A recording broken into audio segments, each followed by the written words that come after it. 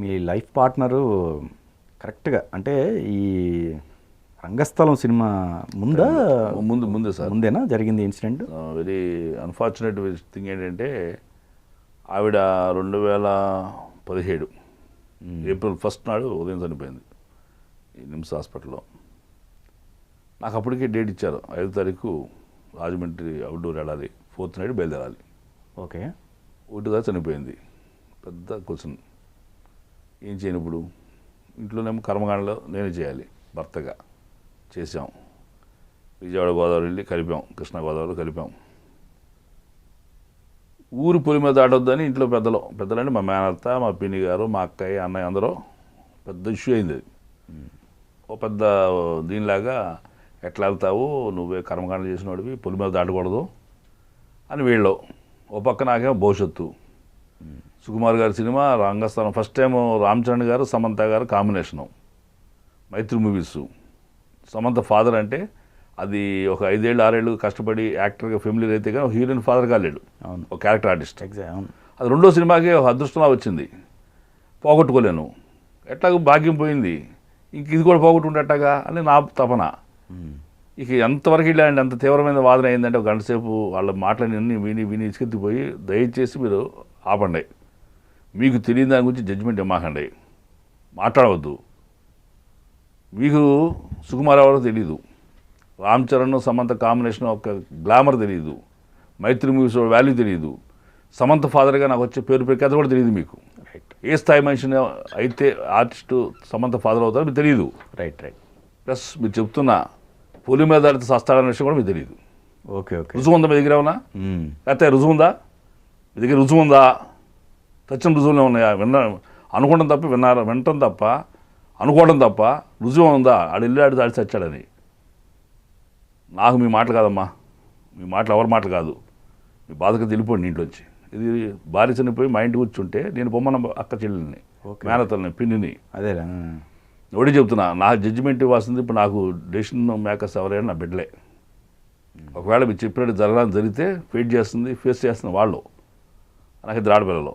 ఒక పెద్ద పాప ఏమో డిగ్రీ ఫస్ట్ ఇయర్ చదువుతుంది, చిన్న పాప ఏమో ఇంటర్మీడియట్ చదువుతున్న ఆ టైంలో. ఇద్దరు ఏడుపు ఇంట్లో. నేనే శత్రువుగా మారా మనుషులకి, నా ఇంట్లో వాళ్ళకి నేను శత్రువుగా మారా, నా బంధువులు నేను శత్రువుగా మారా, నా ఇంటికి వచ్చి కష్టంలో వచ్చిన వాళ్ళకి నేను శత్రువుగా మారా. చెప్పండి తల్లి, నన్ను వెళ్ళమంటారు వద్దంటారా? మీదిరా నిర్ణయం. మీరు అలా చెబితే నేను అలా చేస్తా, మీరు వద్దంటే మానేస్తా. ఇక్కడ మాట కాదు, మీ మాట చెప్పండి. ఎంతవరకు వెళ్ళాలంటే, చూడండి అత్తాయి, నేను చెబుతున్నా వినండి. ఒకవేళ మీరు చెప్పినట్టుగా నేను వెళ్తా, ఖచ్చితంగా వెళ్తున్నా, చెప్పదిగా వెళుతున్నా. మీరు అన్నట్టుగా పొలి మీద దాడినది బస్సు యాక్సిడెంట్ చచ్చాను అనుకోండి, ఆడపిల్లల్ని దేవుంటే కాపాడండి, అది గాలి వదిలేసండి. భగవంతుడు 3 రోజుల క్రితం తల్లిని, మూర్ఖత్వపు ప్రయాణంతో తండ్రిని పోగొట్టుకుని విధి రాసి ఉంటే వాళ్ళకి అదే దొరుకుద్ది. దయచేసి మీరు మాట్లాడద్దు, డేషన్ చెప్పాల్సిన పిల్లలే అని తల్లిని రండి అని చెప్పని ఏడుస్తారు. చెరు పక్కన నిలబడి పక్కన కూర్చోబెట్టి చేసి చెప్పండి అమ్మ, మీరు చెప్పండి, ఎలా వద్దా అన్న. వెళ్ళు డాడీ అని ఏడిచారు. మీకేమో తల్లి, నేను చెప్తున్నా, భగవంతుడిని మించి అన్యాయం చేయడం ఇంకా చేసేసాడు. చిన్న ఏ రోగం లేని దాన్ని షుగర్ బీపీ కంట్రోల్ కాక చచ్చిపోయిందండి, బ్రెయిన్ హ్యామరేజ్ ఇచ్చేవరకు. వ్యాధి దీర్ఘకాల వ్యాధి కాదు, షుగర్ బీపీ రేజ్ అయ్యే ఆ కారణంగా చనిపోయింది వైఫ్. ఓకే. వారం రోజులు ట్రీట్మెంట్ తీసుకుంటూ నిమ్స్లో. ఇంతకు మించి అన్యాయం మీకు జరగదు. నేను సావను, నేను బతికింది ఈ అవకాశం ఇచ్చింది దేవుడు, అది తీసుకెళ్ళటానికి ఆస్తికి చూపించాడు మనకి. ఊరుకోను నేను, మీరు ధైర్యంగా ఉండండి, నేను 2-3 రోజులు వచ్చేస్తా మళ్ళీ. మీకేమవుదమ్మా వెళ్ళి డాడీ, ఎట్లాగా నా బిడ్డల్ని ఏడుస్తా, నేను నా బిడ్డను కన్విన్స్ చేసి అందరి వాళ్ళు ముగించి నేను రంగస్థానానికి బస్సు ఎక్కిన కానీ భయమే. హైదరాబాద్ రాజమండ్రి బస్సు ప్రయాణం. మన ఇండంతా ఎక్కడ గుద్దేస్తుందేమో లేదు, గమ్యం ఏరియా లొకేషన్కి ఎదురుగా గోదావరి తీరం ఉంది, ఎక్కడ పడిపోతానేమో, మునిగిపోతానేమో, ఏదోటి అంత నెగిటివ్ సెన్స్తోనే ఉన్నా 2 రోజులు. తీరా ఇంకో పెద్ద ఇబ్బంది కలిగించిన సన్నివేశం ఏంటంటే, లొకేషన్ దిగంగానే రామ్ చరణ్ గారు ఉన్నారు అక్కడ, ఆయన అయ్యప్పమాలో ఉన్నాడు. ఆ రోజున 2017 ఏప్రిల్ 5 ఆయన అయ్యప్పమాలో ఉన్నాడు. నేను భార్యకి కర్మకాండ చేసి మైల్లో ఉన్నా. ఇక నాకు అదొక అగ్ని పరీక్ష. ఆ 4 రోజులు 3 రోజులు చేస్తానండి అక్కడ ఆ సాంగ్ టైంలో. ఎప్పుడు కూడా ఆయన సెకండ్ ఇవ్వాల. ఖైదీ నెంబర్ 150 నేను చిరంజీవి గారితో చేస్తున్నప్పుడు రామ్ చరణ్ గారు లొకేషన్లో ఉన్నాడు. He knows what is my relation with his father.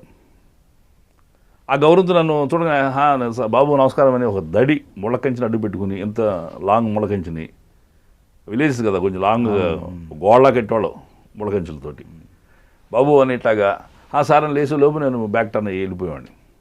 ఎక్కడ ఆయన నన్ను తాకనివ్వకుండా నేను జాగ్రత్త పడ్డా. ఓకే. వెళ్ళి సెకండ్ లెఫ్ట్ వాళ్ళకి చేయలే. మనసంత బాధ, క్యారెక్టర్ తాగుబోతు, ఆ డిమ్నెస్, లోపల డల్నెస్, టోటల్గా నా పాత్రలో ఉండటం అయింది. బాధే. కూర్చుంటే ఇది తెలిస్తే, ఒక ఫోటో చూస్తుంటే స్టిల్లు ఎంత ఆనందపడేది. దేవుడు ఎంత అన్యాయం చేశాడు నాకు, ఏ పాపం చేశాము. కుటుంబం కోసానికి వచ్చినవాడిని, జీవితాన్ని సినిమాని వదిలిపెట్టినవాడిని. సినిమా జీవితం వచ్చేసరికి నాకంటూ ఉన్న మనిషి పోయే. ఆ బాధతోటి నేను ఆ 3-4 రోజులు గడిపానండి.